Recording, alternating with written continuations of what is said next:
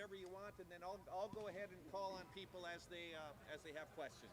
What's the volume like? Can you guys hear me? Pull the mic up a little bit and lower it if you need to there. Is that good? Is that better? Okay. Oh, there is a speaker. Oh yeah. All right, we're high tech. Okay. All right. Well, appreciate you guys. I know you're here to listen to me break down the quarterback play. Or that's what time is that, Jerry? 11:45. Yeah, we'll let Coach Day handle that part of it. But we're here to announce our new really game day atmosphere, game day fan entertainment called Tradition Evolved.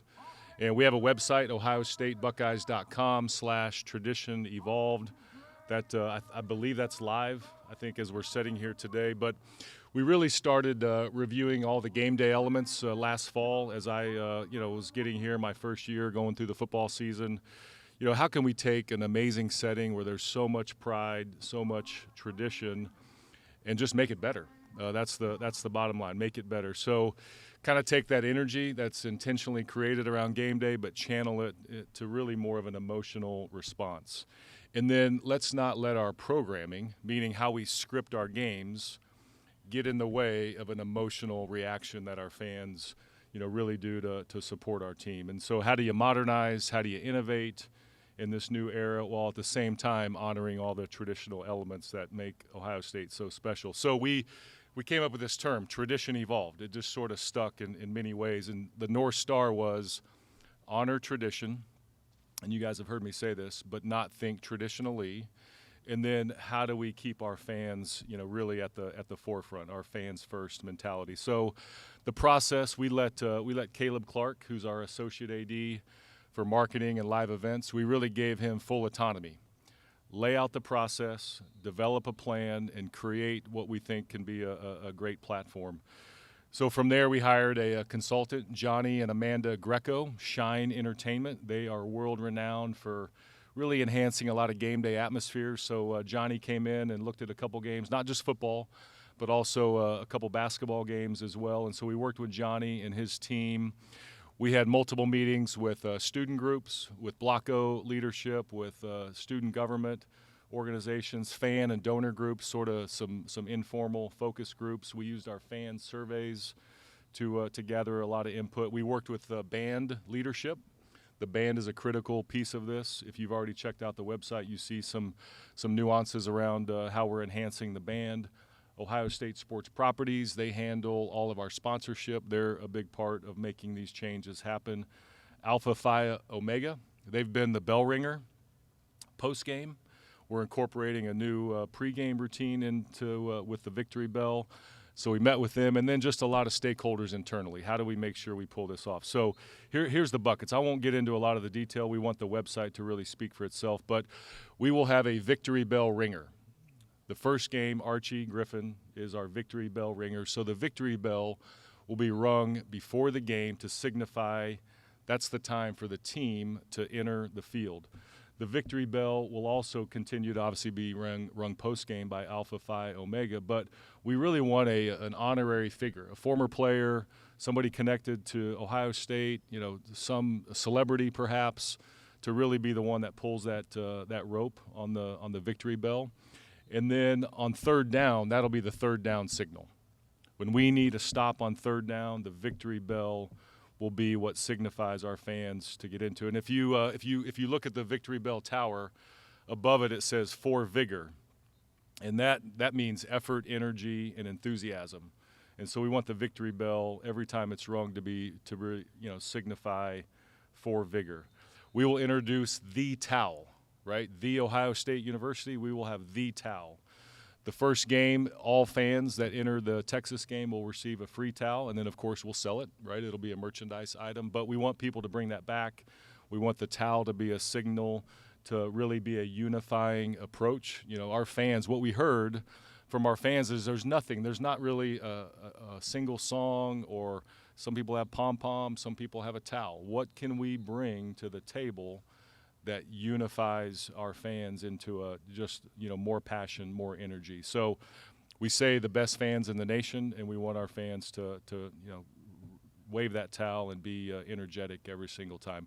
We'll have color outs. We'll have different themes for different games throughout the year.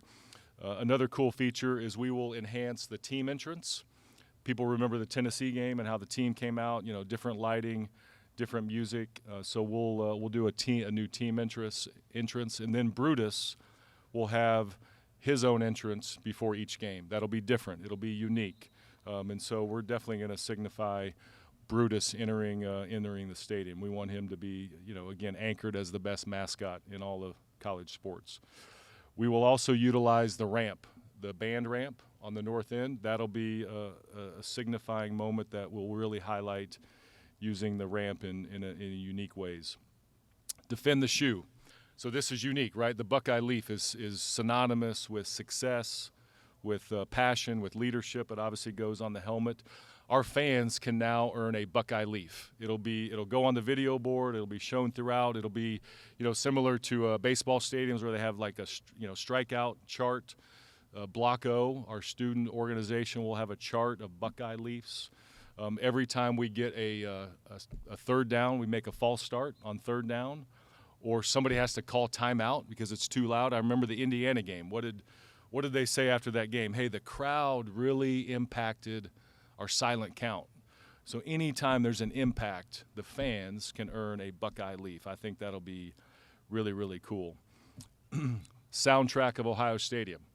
How we do music, when we play music, the type of music, we're going to reformat all of that. We want to bring just more energy into the stadium. And so we'll really make sure that we're paying attention to each part of the game. If there's a great play, it could be different kind of music. If we need to hype the crowd coming out of a timeout, we'll have different music. One of the really cool things here in Ohio is the passion, the pride. And so the band Camp. Does everyone know who's our music buff here in the media? Who knows Camp?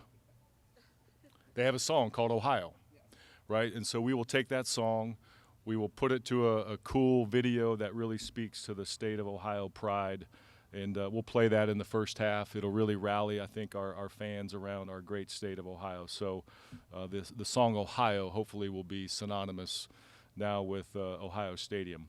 Block O, we've increased the section of Block O. We've added more seats for our student leadership group, our fan group called Block O. It creates a louder section, a bigger section there in the south end zone. They used to be in the north and in the south. Now they're only in the south.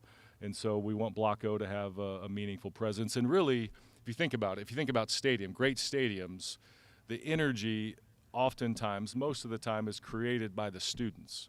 So we need Block O to really be the leadership of the fan passion in Ohio Stadium. We'll remake video board content. We'll really reformat our video board to make it speak more about Ohio State. So you'll see a lot of things there. Also, really cool about the Tennessee game, we were able to take over the LED, the ribbon board, the video board. We can make it all one color, so you'll see some things. We don't have flashing lights yet, right? We're working on some projects around some new technology, but video board content will be really cool. Presentations. Instead of doing presentations on the 20, please direct your attention to the 10-yard line or the 20-yard line. Any presentation that we do will be utilizing the ramp. And when you come to the bottom of the ramp, that's where the dignitary, the team, whoever we're honoring, will stand on a Buckeye Leaf, and that's where we'll get everybody fired up about that presentation. We will also shorten the scripts on those presentations. We want energy in the stadium. And then we'll save the best for last. The best damn band in the land, right? We want to enhance them. We're moving them to the north end zone. We're going to amplify them through sound. We'll have microphones. We'll have speakers. We think the sound will be better back there in the north end zone. One of the things that we're also changing is we're not necessarily going to play Hang On Sloopy between the third and fourth quarter.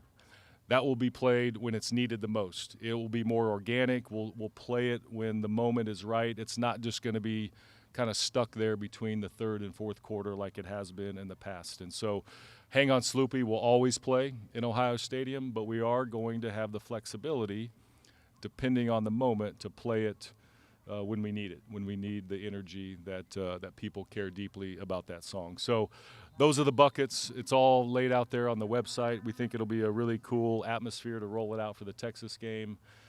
We know it's a noon game, but it shouldn't matter. These elements can apply no matter what time the game is.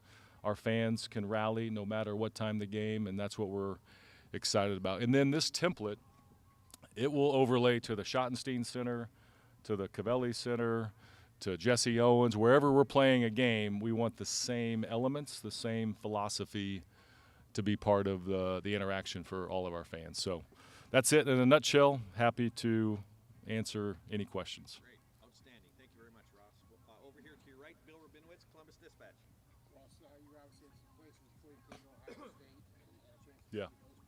What was your impression last year as a first-year AP of the experience and atmosphere at Michigan? Yeah, look, the loyalty and passion is unmatched, right? But it just felt like we were missing something for people to kind of grab onto, whether that is a physical thing, whether that's a song, whether that's really kind of showcasing the true history of Ohio State sports. You know, the Buckeye pride is deep. I mean, there's so many people that maybe they can only come to one game a year, or they've gone to one game in their lifetime. We want them to walk away saying, I'm coming back.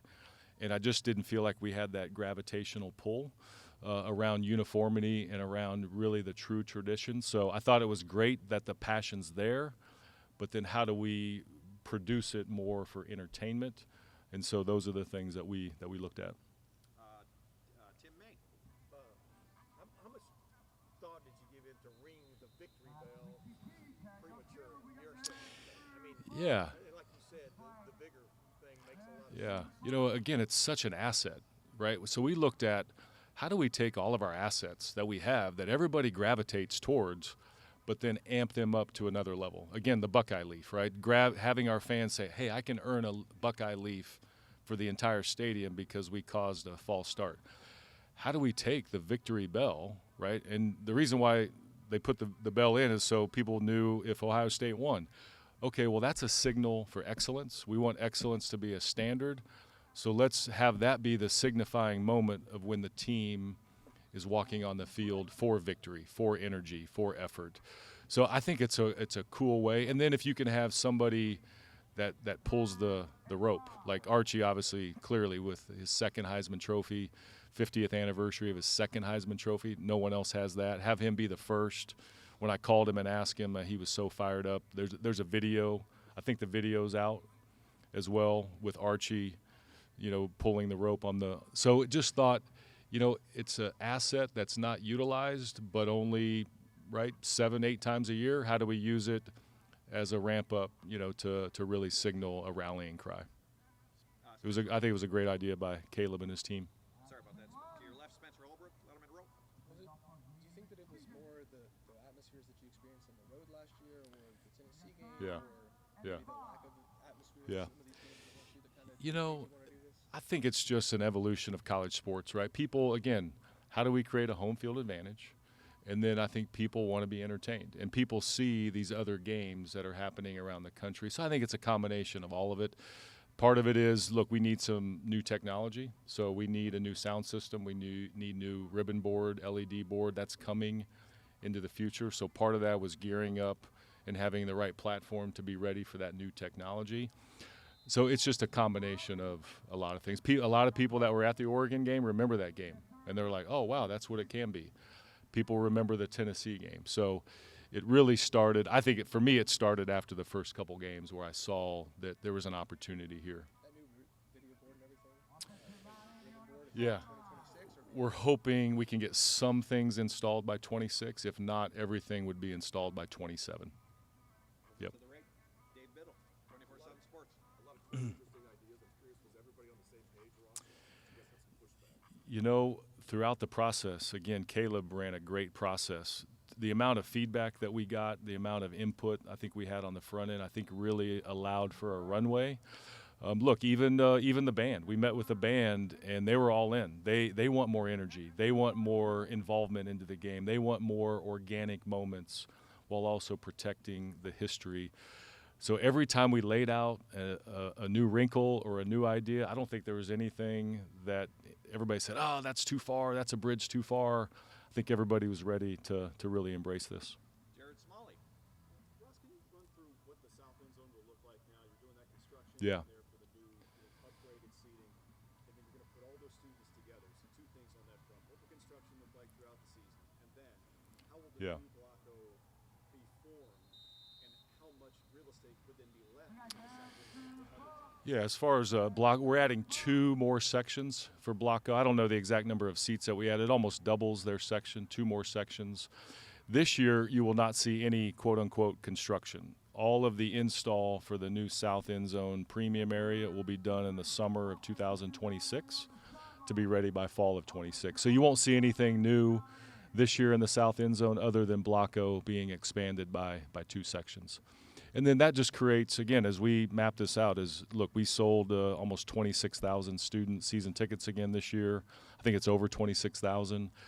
Again, the more things we can do to just evolve and create, we want our students to be the focal point of energy. And so that's why when we met with Block O, they were all in to consolidate them. By moving the band, that obviously freed up space. So all of those pieces, worked in harmony together. How much real estate does that leave for non-students in that south end, roughly? I'd have to probably check Caleb in the back. I don't know if it leaves much room at all for any other fans in the south end zone, other than if there's games that we don't sell out the student section based on the package that they bought, we'll have some flexibility. But otherwise, we expect it to be full Over to the every left. game. Stephen Means, Cleveland.com. Whether it's some of the stuff you're building in that south end zone next summer, some of the other ideas you have, trying to balance maximizing fan experience while also making sure that you're putting things in place that can also help you make more money. What are those conversations like in trying to make sure you're upgrading Ohio State? Right. It's a balance. Yeah. Yeah, I think as we look at the horseshoe, it's really going to be a balance. How do we do amenities for every fan? Restrooms, concessions, concourse, whatever that might look, parking, egress, ingress. But then also, how do we monetize? Because in this era, right, even though we make a lot of money here at Ohio State, there's more. We have to produce more. We're balancing 36 sports. We're balancing revenue share. We're balancing NIL opportunities, right? And so all of those things come into play. So as we look at future, it's going to be a balance of what produces revenue, but also how does it speak to every fan that walks in there. We have a team shop concept that we want to deploy. We took 2,000 seats and lowered the price, and they do not require a donation. How do we continue to look at those kind of models? So the key word is balance, right? Balance in an old stadium. I think this past weekend was the groundbreaking anniversary back in 1921, I think, when they broke ground on Ohio Stadium. It's 104 years ago. How do we keep the stadium going, for the next 100 years? That's going to be the balance. Rob Aller, Columbus Dispatch. Yeah, Ross, clarification, detail on the towel and the towel. Yeah. I think it said 100,000 handed out at the first game. What's our capacity? 102, 780, right? Yeah. Question is, we have 57,000 season tickets. So, what about the second game? Bring the towel back. But they may not come to the game. How does that? Yeah, then we're going to sell them. We'll have towels for sale. Yep. Or get it from your buddy who you got your ticket from for the first game, right? Right. Joe Reedy, far left, Associated Press. Ross, kind of a two-pronged question. Yep. It is just expanding off the towel. Was there any hesitation among the group because there's a city 180 miles to the east that is very popular with that? There's a lot of copycat ideas, right, that are out there. People will copycat what we do many times too. But, look, I think it's all about, the word "the" is synonymous with Ohio State. No one else has that. So how do we create an item using the word "the"? And then the towel, it just seemed to be the easiest, most fan-friendly element that people gravitated towards. I think towels have been introduced over time at different points. So there is some history of that, but just making it consistent. But no, we weren't really worried about anybody else. We were trying to be unique about the word "the" here at Ohio State. And then just in terms of presentation, how much of it is, trying to replicate that pro sports experience with presentation, but also there's a lot of elements of college that people like? Yeah, look, I think what's unique about college sports is you have students, you have a band, right? I mean, the people gravitate towards the players. They have so much affinity for their institution. So I think it is a different element. And so how do you balance those elements of the collegiate feel, but also saying, look, it's about entertainment. It's about monetizing. It's about using your technology. It's about using sponsors in a more unique way. It's about the certain kind of music that you play. You know, again, using elements of our tradition to entertain the victory bell. You know, the ramp is synonymous with the entry to our stadium. So I think it's just capturing the tradition of that, but also saying, you know what, it is different. People do expect entertainment, but they also want the connectivity. And I think that's what we have here at Ohio State. Doug Maurice. Ross, I think sometimes with night games, that energy can Yeah. be organic, right? Just kind of get Right. I heard you guys play some games at noon. Did the idea I've heard about that.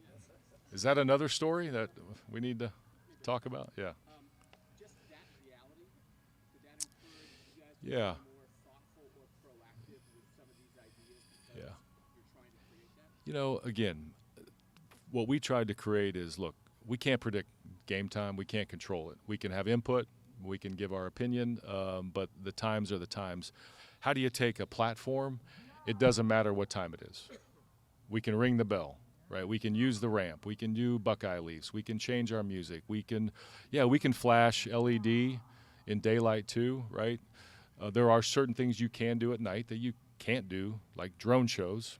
Can't really do that during the day, right? We did that at the Tennessee game. But really taking a platform and saying it doesn't matter. How do we engage our fans in a more unique way? That's what we wanted to really stand the test of time. If it's a noon game, a 3:30 or a 7:30, it shouldn't matter. Here's the platform. Here's the tradition. Here's the elements to get our students involved.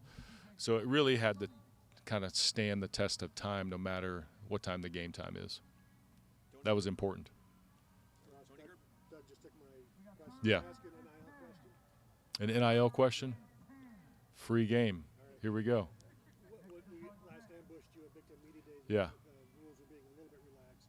After looking at it now, what are your thoughts? Does this change anything materially for Ohio State? Yeah, look, the ruling about from the College Sports Commission about the collective world, that's what we anticipated, right? It doesn't matter what you call yourself. It's really about what your purpose is. So we have all kinds of opportunities in the business world that meet valid business purpose, range of compensation. So we're deploying those things right now. We were ready to pivot if we needed to, but in a lot of ways we didn't have to. That's why we created Buckeye Sports Group. We're talking to sponsors. We're talking to donors. Our collectives are still engaged from a leadership and a structure standpoint. So we have a lot of things in place to adapt to what was said last week, but also we're still waiting on the rules to be published. We're still waiting on what does cap circumvention mean? What can and can't you do with high school prospects? Because many people have different interpretations of that world, right? So there's still some things that the world is waiting on for college athletics. Hopefully we'll have some clarity this week. That's what we've been told. But we really need a whole messaging campaign to come out of the College Sports Commission. Here's our staff plan. Here's the roadmap. Here's the things that haven't been solved yet, but here's the things that will be solved. We've got to instill confidence in the system. And we're urging the leaders of College Sports Commission and our commissioners to get the clarity that we all need so then we can keep marching forward. And will you have both the Buckeye Sports Group and the collectives operating separately but together? No, together. Yeah, it's an integrated. It has to be an integrated approach now. We've been on the same page definitely since I got here, but also even before with collectives and our team here in athletics. So even more so, a more integrated approach I think is needed in this environment. Yeah. The collectives are still going to be there. Yeah, they're still there. Yeah. Again, the leadership is still there. The people are still there. The infrastructure that they had in place before is still there. That never went away. How that weaves in, those are the things that are all, evolving on a kind of daily, hourly basis. Back in center field, Whitney Harding, WCMA. Hey, Whitney. Kind of a silly question for you, but this is your chance to make a pitch. Who is your dream victory bell ringer? I mean, you got to start with Archie. Again, he's one of one, right? There's only one person that, and that's why it just made so much sense. Last year, we did the statue. We did Archie Griffin Way. I mean, that was memorable. And so you couldn't really duplicate those kind of things for the second year. So it was really more about how do we take him and highlight him in a unique way. And as these plans evolved, I don't know how you pick anybody but Archie. Over to the right, Steve Hellwagon, 24/7 Sports. Hey, Steve. Sounds like you're addressing the entertainment aspects of this whole Yeah. experience. The two biggest complaints that we see on social media and message boards: one, long lines for bathrooms. Yep. Two, long lines missing a whole quarter of action to get a beer or a Yep. concession item, whatever. I know that you can Yeah. only do so much at one time, but what can you do? And you're limited by Yeah. the building as well as what you can build in. What can you do to alleviate those two big things that we just tried to put? Yeah, that's what we're working on, right? You know, the restroom piece would be more building and infrastructure and more like tenant improvement projects. You know, concessions around technology. I mean, everything is right. Point of sale. You know, you tap your card, you can use your phone. I mean, that's sped up a lot of things. So I think technology will help on the concession part. I don't think there's technology to speed up, you know, going to the bathroom. And so we can maybe work with AI on that. Maybe there's an AI algorithm. But the infrastructure, that's the piece that we really have to lay out, right? Over time, how do we take incremental steps and just improve the stadium? And so, you know, we do a lot of things throughout the year to upgrade. We've winterized, another step in winterizing the stadium to make sure we can continue to host games in the playoff, but also like the hockey game. But the restroom piece, that's the part that we're mapping out from a master plan standpoint. How do we make those things happen? Can I throw in just off what Tony was asking about? Sounds like the letter of intent is kind of going by the wayside in December. Like, what now Yeah. binds the high school athlete in November, December to the college they're going to enroll in January? And how sticky? Yeah, the letter of intent went away last year, right? That went away. And so you're signing a financial aid agreement for the scholarship piece. And then you're also now, those athletes that receive a revenue share allocation will sign a revenue share MOU, Memo of Understanding. And so that's what would bind them to the institution. And again, there can be buyout things in there. There can be transfer language in there. Again, some of those things can be negotiated individually. Some of those will be standards by the Big Ten because we're part of the Big Ten. So those things will be signed in December on signing day. By definition, what's the difference between that and a contract?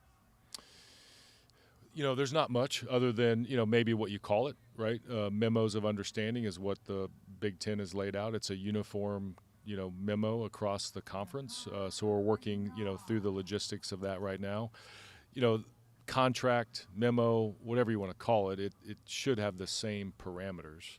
I think what you may be getting at is the employment piece. Like, okay, where does that go? And look, I think as an industry, nobody's there yet, right? We can talk about it, but it comes with a lot of complications. And so right now we think this is the right structure.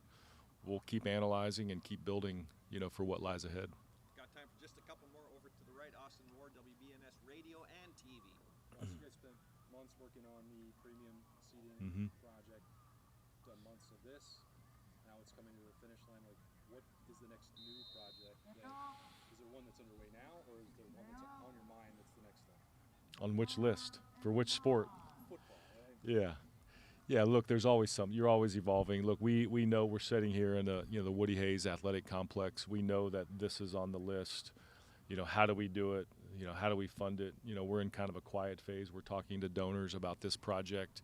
So we've got the Woody Hayes project on the list. We've got the new ice hockey arena on the list, and then what happens to the St. John corridor area, that's on the list.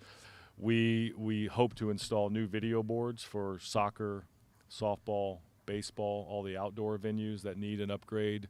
We hope those get installed over the next year. A new video board in the Schottenstein Center. I mean, there's a constant list. Obviously, Ohio Stadium, we talked about that, but we really want to get hockey in the Woody Hayes complex off the ground, make those visible. Here's what we're doing. Here's the timeline. Here's the funding outline. So hopefully by this fall, we'll have a little more clarity on what that looks like. And final question, Pat Murphy, 24/7 Sports. Yeah. For a little over a year now, but how much do you lean on others to decide, hey, this is something we can change, like the victory bell, or maybe this is something we don't touch because it's sacred to Buckeye? Yeah, I think that's why we did the focus groups. That's why we had a great, robust process to say, is there anything that we may want to touch that we shouldn't or we need to be careful about? And so it's very, very important. So we rely on former players. We rely on staff members who have been around a long time, obviously, fans and donors, things like that. We relied on a lot of input of just saying, hey, everyone recognized the need. Then it's about how and how do we execute it. So I think it was a great process to get a lot of input. Ross, thank you Okay. very much. Thanks, everybody. Thank you.